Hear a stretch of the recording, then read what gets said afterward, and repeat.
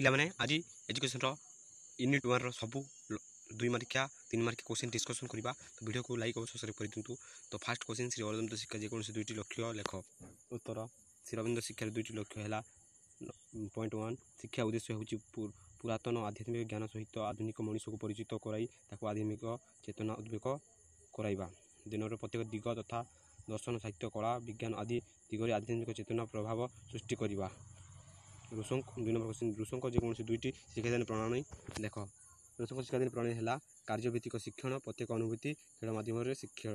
3 number question Utkalmani Gopabandhu शिक्षार जेकोसी 4टी लक्ष्य लेख। उत्कलमणि गोपबंधु जेकोसी 4टी लक्ष्य गुड़िक है शिशुर चरित्र गठन शिशुर सर्वांगीन विकास साधन आत्मनिर्भरशीलता समाज सेवा प्रति आग्रह सृष्टि करवा सुनागरिकता और देश प्रति भाव जागृत करवा। सत्यवादी वन विद्यालय जेकोसी 4टी वैशिष्ट्य लेख। सत्यवादी वन विद्यालय वैशिष्ट्य है मुक्तकाश विद्यालय सार्वजनिक अवधान शिक्षा मातृभाषा माध्यम शिक्षा नारी शिक्षा प्रसाद जनता केंद्रित शिक्षा। नकारात्मक शिक्षार जेकोसी 2टी वैशिष्ट्य लेख। नकारात्मक शिक्षार 2टी वैशिष्ट्य है मनुष्य तैयारी शिक्षा मनुष्य सेवा ही माधव सेवा शिशुर सर्वांगीन विकास। 6 नंबर जॉन ड्यू शिक्षादान पद्धति विषय उल्लेख कर। जॉन ड्यू शिक्षादान पद्धति गुड़िक होची प्रकल्प पद्धति कर्म माध्यम शिक्षा समस्या समाधान पद्धति और क्षेत्र परिभ्रमण पद्धति। यही उपरोक्त शिक्षादान पद्धति माध्यम शिक्षा सक्रिय होगा सहित ताहार सर्वांगीन विकास साधन हो पार बोली जॉन ड्यू मत दे स्थापना कर। मौलिक शिक्षार जो 2टी वैशिष्ट्य लेख। मौलिक शिक्षार वैशिष्ट्य अवतरणिक बाध्यतामूलक प्राथमिक शिक्षा देशर 7 ରୁ 14 वर्ष वयस्क बालक बालिका मान अवतरणिक शिक्षा प्रदान करवा। मौलिक शिक्षार एक वैशिष्ट्य गरीब मानक मध्य शिक्षार प्रसार पर गांधी चाहूले शिक्षा दान मागणा करने एवं प्रत्येक व्यक्ति शिक्षा लाभ करने गुरुत्व दृष्टि प्राथमिक शिक्षा को बाध्यतामूलक करा उचित बोली मत थिला। बी स्वावलंबनशीलता व्यक्ति को स्वावलंबी आत्मनिर्भर करने शिक्षार स्थान गुरुत्व शिक्षा व्यक्ति निज भार निजे बहन करने उचित बोली चेतना दिए। वृत्ति केंद्रिक शिक्षा व्यक्ति को भविष्य जीवन साहाय्य करे। 8 नंबर पंडित गोपबंधु दास अनुଯାयी शिक्षार 3टी लक्ष्य वर्णना कर। पंडित गोपबंधु दास शिक्षार लक्ष्य गोपबंधु शिक्षार मुख्य लक्ष्य होची मनुष्य परि मनुष्य गढ़ा। 2 नंबर जातीय ऐक्य और विश्व भातृत्व भावापन्न मनोभाव तांको शिक्षा नीति अन्यतम। गोपबंधु शिक्षा समाज केंद्रिक थिला। 9 नंबर मौलिक शिक्षा व्यवस्थार विफलतार जेकोसी 2टी कारण दर्शाओ। उत्तर 1 नंबर यह शिक्षार्थी को आत्मनिर्भरशीलता हेबार सहायक हेउ नथिला। 2 नंबर कुटीर शिल्प उपर गुरुत्व देवा फल शिक्षार अन्यान्य विषय गुड़िक अवहेलित हेउथिला। ऋषंक मत अनुसार जेकोसी 3टी शिक्षण पद्धति उल्लेख कर। नंबर 1 कर्म माध्यम शिक्षण प्रत्येक अनुभूति ह्यूरिस्टिक मेथड बा आविष्कार पद्धति। 11 नंबर क्वेश्चन सत्यवादी शिक्षा व्यवस्था विफल होबार जेकोसी 2टी कारण दर्शाओ। सत्यवादी शिक्षा व्यवस्था विफल होबार 2टी कारण है सरकार सहयोग अभाव स्थानीय जनसमर्थन अभाव। 12 नंबर ऋषंक नास्तिकवाद शिक्षा उपर देथिबा मत लेख। नास्तिकवाद शिक्षा कौन? ऋषंक मत मुझे नास्तिकवाद शिक्षा कहे जहाँ प्रत्येक भाव कौन शिक्षा देवा पूर्व शिक्षार्थी इंद्रिय और मन को संपूर्ण और सजग करने को चेष्टा करे। यह शिक्षाविध निषेध माध्यम धर्म बा नीति शिक्षा दिए नहीं। ऋषंक मत नास्तिकवाद शिक्षा जिसको कौन बहिस्थ सत्य बा सद्गुण शिक्षा देवार आवश्यक न थाए तार समस्त शिक्षा संपन्न हेब ताहार प्रकृति सहजात शक्ति और स्वभाव आग्रह बाधाहीन विकास माध्यम प्राकृतिक शिक्षा होची नास्तिकवाद शिक्षा। ताहार उद्देश्य 3 प्रकार यथा शिशुर स्वाभाविक सामर्थ्य गुड़िकर सुषम विकास। 2 नंबर सामाजिक रीतिनीति और प्रचलन मतामतर श्रृंखल मुक्त चिंताशक्तिर विकास। 3 नंबर निज कर्मर परिमाणर सत्य और स्थायी नैतिक शिक्षा लाभ। 13 नंबर पंडित गोपबंधु व्यतीत अन्य प्रशंसक किए सब थे उल्लेख कर। पंडित नीलकंठ दास पंडित गदवेद मिश्र आचार्य हरिहर पंडित कृपासिंधु मिश्र।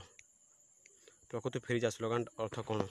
ये गोटे मेन यह एग्जाम आसपे मोर मत यह निश्चय एवं 100%।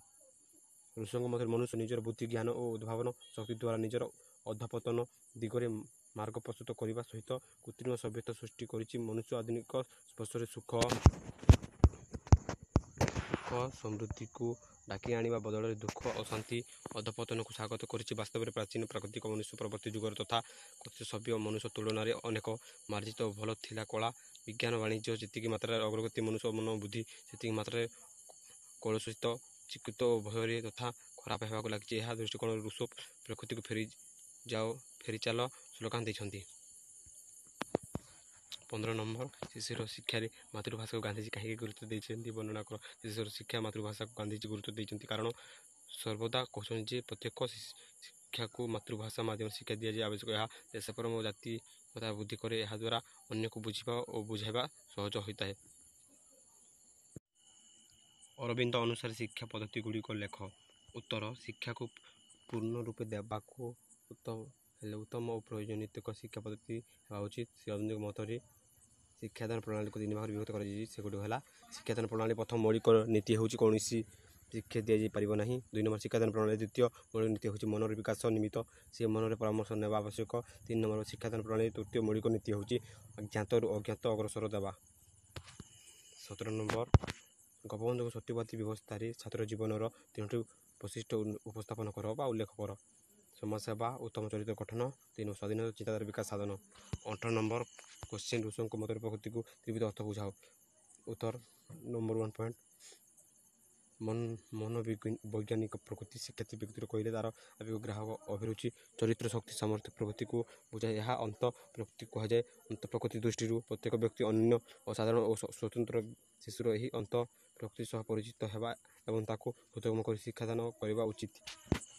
2 ନମ୍ବର ଭୌତିକ ପ୍ରକୃତି। ଏହା ହେଉଛି ବସ୍ତୁବାତିକ ବା ପ୍ରକୃତି ଏବଂ ତାହାର ଅଭୋଗ ନିୟମାବଳୀ, ଗଛଲତା, ପାହାଡ଼, ନଦୀ, ଫୁଲ, ପଶୁ, ଆକାଶ ଆଦି ଭୌତିକ ପ୍ରକୃତି ମଧ୍ୟରେ ଅନ୍ତର୍ଭୁକ୍ତ। ଏହାକୁ ମଧ୍ୟ ବାହ୍ୟ ପ୍ରକୃତି ବୋଲି କୁହାଯାଏ। ରୁଷୋଙ୍କ ମତରେ ଶିଶୁକୁ କୌଣସି ଚାରିକାନ୍ଥ ଭିତରେ ଶିକ୍ଷା ଦେଇପାରିବା ଉଚିତ ନୁହେଁ।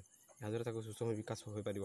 3 ନମ୍ବର ଅସାମାଜିକ ପ୍ରକୃତି। ରୁଷୋଙ୍କ ମତରେ ଅସାମାଜିକ ପ୍ରକୃତି ହେଉଛି କୃତ୍ରିମ ବିରୋଧୀ ସ୍ୱାବଲମ୍ବୀ ଅବସ୍ଥା, ଯାହା ମତରେ ସମାଜ, ରାଷ୍ଟ୍ର, ନାଗରିକ ଜୀବନ ସୃଷ୍ଟି ହେବା ପୂର୍ବରୁ ମନୁଷ୍ୟ ଯେଉଁ ଅବସ୍ଥାରେ ରହୁଥିଲା ତାହା ପ୍ରାକୃତିକ ଅବସ୍ଥା, କିନ୍ତୁ ଯେତେବେଳେ ପ୍ରାକୃତିକ ମଣିଷ ସମାଜରେ ଆସିଲା ସେହି ଅବସ୍ଥାରେ ତା'ର ନୈତିକ ଅଧପତନ ଆରମ୍ଭ ହେଲା। ପିଲାମାନେ ବାକି ଭିଡ଼ିଓ ଆମେ ନେକ୍ସଟରେ ପଢ଼ିବା। ତ ମୁଁ କାଲି ସକାଳେ ଭିଡ଼ିଓଟି ଛାଡ଼ିଦେବି। ଆଜି ଟିକେ ଡିଷ୍ଟର୍ବାନ୍ସ ହେଉଛି, ତ କାଲି ମୁଁ ପାର୍ଟ 2ରେ ସବୁ ଏଇଟା ଡିସ୍କସନ୍ କରିଦେବି। ଆପଣମାନଙ୍କୁ ସିଲେକ୍ଟିଭ୍ କୋଶ୍ଚିନ୍ ଦେଇଦେବି। ଏଠି ପଢ଼ିକି ଆପଣ ଯିବେ ପୁରା 100ରୁ 100% ନେଇକି ଆଣିବେ। 70ରୁ 70 ପାଇବେ। ତ ମୁଁ ଆଶା ରହିଲି। ଜୟ ହିନ୍ଦ, ଜୟ ଜଗନ୍ନାଥ ଗାଇସ୍। ତ ଆପଣମାନେ ପାଣି ପିଉଥିବେ, ଭଲ ଦେଶ ନେଉଥିବେ ଦେହର। ତ କାଲିକୁ ଆପଣଙ୍କ ଇକୋନୋମିକ୍ସ ଅଛି, ଇକୋନୋମିକ୍ସ ଟିକେ ଫୋକସ୍ କର। ଆଉ ତାପରେ ଏଜୁକେସନ୍ 22 ତାରିଖ, ଏଜୁକେସନ୍ ଟିକେ ଭଲସେ ହେବ। ଏଥିରେ ମୁଁ ସବୁ କ୍ଲାସ୍ କରୁଛି, ନୋଟ୍ PDF ସବୁ ଦେଉଛି। ତ ରହୁଛି, ଧନ୍ୟବାଦ। ଏଇ ଯାଏଁ ଦେଖିଛନ୍ତି ଆପଣ, ତ ରହୁଛି, ଧନ୍ୟବାଦ।